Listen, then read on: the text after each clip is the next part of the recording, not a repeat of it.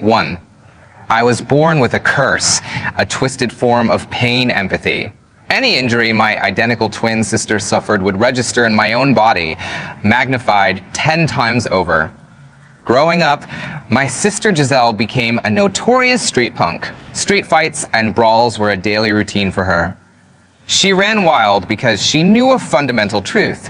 I was the one who felt the pain, not her. Our parents turned a blind eye to her behavior. Instead, they blamed me for being weak, claiming my fragility dragged her down and kept her from living her life to the fullest.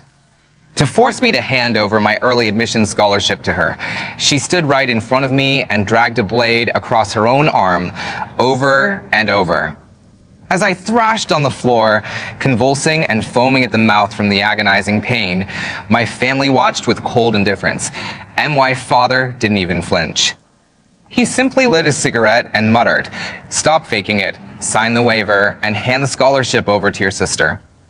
Later, in a desperate bid to scam a wealthy driver, Giselle threw herself in front of a speeding sports car. The devastating impact registered in my chest, and my heart stopped instantly. But at the exact moment my breath left my body, my sister, the girl who had never felt pain in her life, screamed in absolute agony. Her name was Giselle, my identical twin sister. My name was Julia. From the moment we were born, fate had played a cruel joke on us. Any physical damage Giselle sustained would ripple into my body, multiplied by 10, while she remained blissfully numb, unable to feel a single ounce of pain. Right now, I was curled up on the hardwood floor like a dying shrimp, my entire body convulsing violently. The sheer intensity of the agony reduced my voice to a ragged, wheezing rattle. Through my blurred vision, I could see Giselle lounging on the sofa, casually twirling a sharp utility knife between her fingers. A careless smirk played on her lips as the cold steel bit into her pale forearm once again. A soft slicing sound filled the quiet room as her flesh parted. "Aya!" The scream didn't come from her. It came from me. In that instant, it felt as if a power drill were boring directly into my bone marrow, tearing my very soul to shreds. I began to foam at the mouth, my limbs jerking uncontrollably as my fingernails scraped bloody gouges into the wooden floor. "Julia, that's enough out of you." My father, Belmont, sat in the adjacent armchair, tapping the ash from a cigarette with a look of pure annoyance. A stray flake of glowing ash drifted downward, landing squarely on the back of my hand. Sizzle. Another red blister bloomed on my skin. The pain was so sharp my eyes felt as if they would pop out of their sockets. I forced my mouth open, trying to beg for help. "Dad, please, save me." But no words came, only a pathetic stream of tears and saliva smeared across my face. My mother, Amy, was busy peeling an apple for Giselle. She didn't even bother to glance in my direction. "Giselle, sweetheart, you shouldn't hurt yourself over something so minor." Giselle pouted, looking up like a spoiled child, but she won't hand over her scholarship spot. "Mom, I don't want to take the college entrance exams. It's too exhausting." Since she's the younger sister, isn't it her duty to bear my pain and help with my academic stress? A cruel glint flashed in her eyes. She pressed the blade deeper, dragging it down until it nearly scraped her bone. "Aya!" My heart contracted violently, as if a giant hand had reached into my chest and squeezed it to a pulp. The pain went far beyond the limits of human endurance. My body stiffened into a straight line before crashing back down onto the floor. My vision went dark. The sounds in the room began to fade, sounding distant and hollow. Amy nudged my head with the toe of her slipper, her expression dripping with disgust.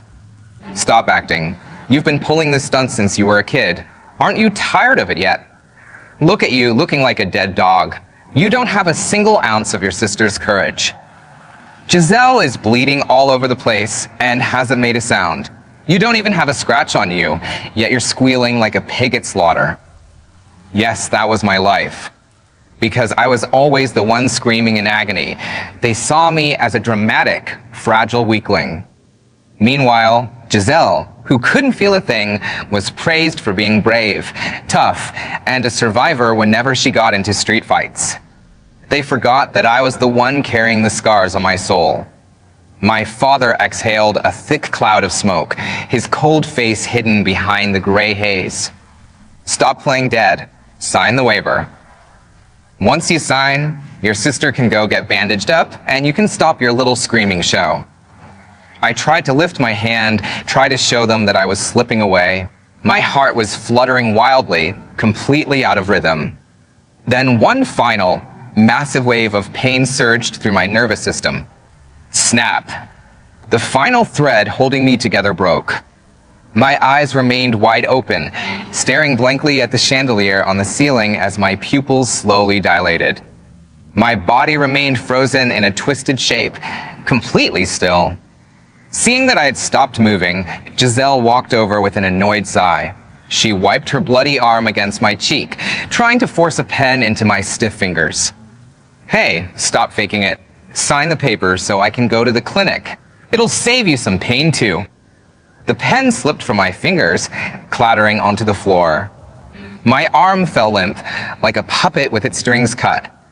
I was gone. My spirit hovered in the air, watching this absurd theater play out below. I was dead. Dead in the middle of my 18th summer, while my family watched with cold, uncaring eyes. 2. Giselle, frustrated that I wouldn't hold the pen, kicked me hard in the ribs. Mom, look at Julia. She's still throwing a tantrum. Amy walked over and looked down at me. My glassy, unblinking eyes stared right back at her. She frowned, showing no panic, only irritation. This girl has such a nasty temper. To think she'd try to threaten us by faking a fainting spell. Just ignore her. Starve her for a couple of meals, and she'll crawl back. My father, Belmont, was even more direct. He hauled my limp body off the floor and tossed me onto my bed. Then, he picked up the pen from the floor, forged my signature on the waiver, and handed the document to Giselle. There, the spot is yours. Thank you, Dad. I knew you loved me best. Giselle squealed, jumping up and down, completely ignoring the blood dripping from her arm. She lazily slapped a small bandage over the deep cut. The blood quickly soaked through the adhesive, but she didn't care. It didn't hurt. To celebrate our sweetheart getting into university, let's order a feast tonight. Amy declared, ordering the most expensive seafood delivery available. Half an hour later, the food arrived, featuring a massive spread of caviar, king crab legs, and expensive oysters. The dining table sat right in the living room, less than 10 feet away from my body. I hovered above the table, watching them gorge themselves. The briny smell of the seafood filled the air, slowly mixing with the subtle, sweet scent of decay starting to drift from my bedroom. Giselle ate greedily, grease coating her lips. She peeled a sharp crab leg and carelessly tossed the shell backward. Clack. The sharp shell landed right on my face, catching on my eyelashes. It was a grotesque, mocking sight. Hey, Julia, stop faking, Giselle called out. Get up and clean this mess. Don't think you can skip chores just by hiding in bed. I didn't move. I couldn't. Amy fed Giselle a piece of crab meat. Don't waste your breath on that miserable girl. Just looking at her ruins my appetite. My Giselle is the one with real drive. You know how to be ruthless to get what you want. You'll go far in life once you start college. Belmont, his face red from the beer, pointed his glass at my room. We spoiled her too much. All that pain, empathy nonsense is just a mental illness to get attention. Look at Giselle. She bleeds without a single whimper. That's the mark of someone destined for greatness. They laughed and joked, painting a beautiful picture of Giselle's bright future. Not once did any of them walk over to check if I was still breathing. If they had simply bent down, they might have realized my heart had stopped. But they didn't. They truly believed I was playing a game of silent protest. By the end of the meal, Giselle let out a loud burp. She glanced toward my room, suddenly feeling annoyed. Mom, her lying there is creeping me out. She's just staring into space. It's bad luck. Amy stood up, grabbed an old tablecloth from a drawer, and walked over to my bed. She tossed it over my head like she was covering a pile of trash. Out of sight, out of mind. Let her sleep on the floor tonight. No blankets for her. Let's see how long she can keep up this act. A single piece of fabric covered my dead face. And with it, the last shred of what this family called love was smothered. My soul trembled in the air, not from the chill of the room, but from the utter, bone-deep coldness of their hearts. 3. The night grew deep. The air conditioning was set to a freezing 60 degrees, which only accelerated my rigor mortis. Before heading to bed, Giselle walked past me. On a whim, she stomped hard on my stomach through the tablecloth. Make sure you scrub the floor tomorrow. It's covered in my blood, and it's disgusting. It was a heavy blow, but I felt nothing. Instead, my stiff, frozen body bruised her foot. She muttered under her breath, hard as a rock. Even her attitude is stubborn. The next morning, sunlight filtered through the blinds, casting a warm glow over the draped figure on the floor. Giselle woke up refreshed. Seeing me still lying in the exact same spot, she strode over and yanked the tablecloth off my face. My skin had turned a sickly purple, and the white foam around my mouth had dried into a crust. Giselle blinked, then burst into a loud laugh. Julia, you really went all out to scare me. Who did you put on this dead girl makeup for? You should have gone to drama school instead. She genuinely believed it was cosmetics. She nudged my stiff arm with the toe of her shoe. All right, get up. I'm heading to school. Don't forget to wash my sneakers. She tossed the cloth back over my face and hummed a tune as she walked out the door. I floated right behind her. At school, Giselle was on top of the world. She strutted around the classroom, waving the forged scholarship documents in everyone's faces. Some people can study all they want, but the prize still goes to me. A few classmates who couldn't stand her sneered, stealing from your own twin sister. How pathetic. Giselle's face darkened, and she lunged forward, slapping the girl across the face. A sharp crack echoed through the room. The girl was stunned for a second, then fought back, digging her nails deep into Giselle's arm. In the past, I would have been rolling on the classroom floor in agony. The pain would have transferred to me instantly. But today, I was dead. Giselle looked down at the nails sinking into her flesh, a strange, ecstatic thrill washing over her face. She felt absolutely nothing. Is that the best you can do? She laughed, grabbing the girl by the hair and slamming her head hard against a desk. The sheer brutality of her attack terrified the classroom. Because she was immune to pain, she had no fear. I am invincible, she laughed maniacally, beating the girl black and blue. The teacher rushed in, and the parents were called. Amy arrived at the principal's office. Instead of apologizing, she pointed a finger at the bruised girl. Your daughter started it. My girl was only defending herself. My daughter is gifted. She's strong. She doesn't cry like some weak little princess over a tiny scratch. The teacher pointed at the security footage.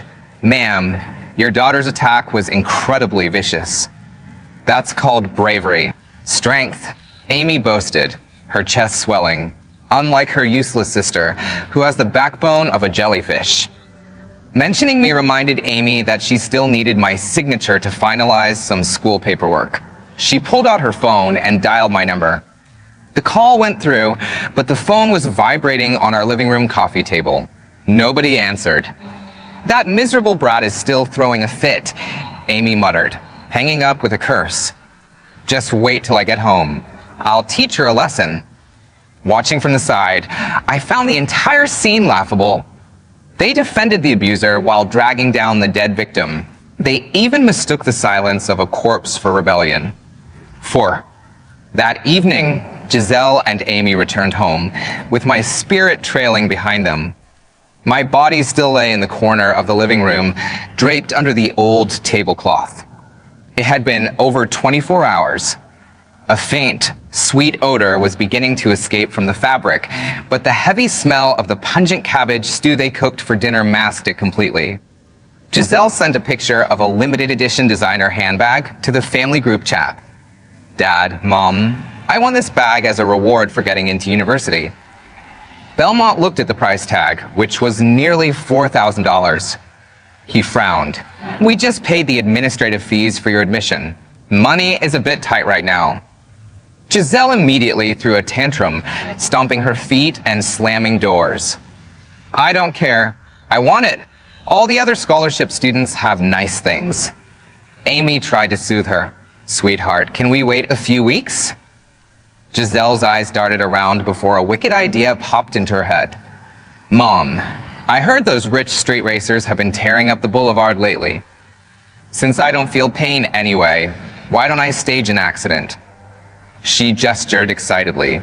We find a spot with no traffic cameras, and I'll throw myself in front of one of their luxury cars. Those rich kids are terrified of getting in trouble. They'll pay anything to settle it quietly. A few $1,000s would be pocket change to them. My soul shuddered. Were these human beings, or were they monsters? She spoke of a dangerous, illegal scam as casually as ordering takeout. Even worse was our parents' reaction. Belmont stroked his chin, considering the idea. It's not impossible, but you have to pick the right spot. We don't want you getting permanently crippled. Amy looked worried. What if you get a nasty scar? A girl shouldn't have ugly scars on her body. Giselle cast a careless glance toward the covered lump in the corner. Who cares? If my skin gets ruined, we'll just make Julia give me a skin graft.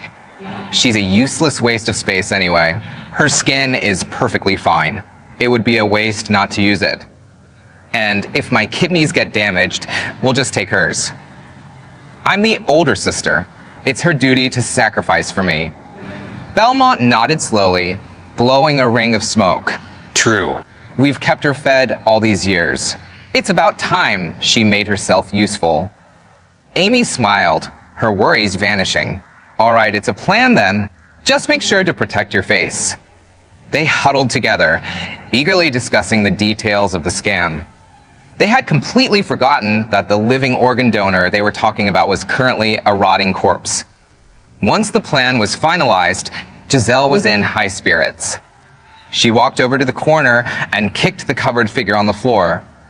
Hey, did you hear that? Get ready to donate your skin when the time comes. Don't go playing dead on me, you hear? Naturally, there was no reply. The body made a dull, heavy thud as her shoe struck the stiff flesh.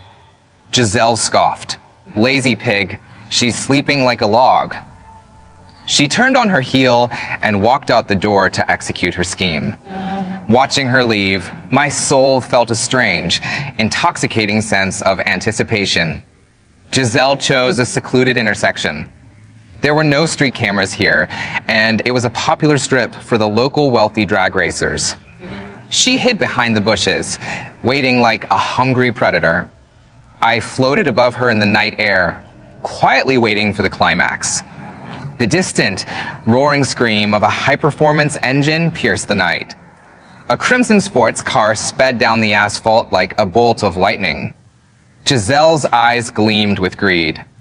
She took a deep breath, calculating the distance and speed.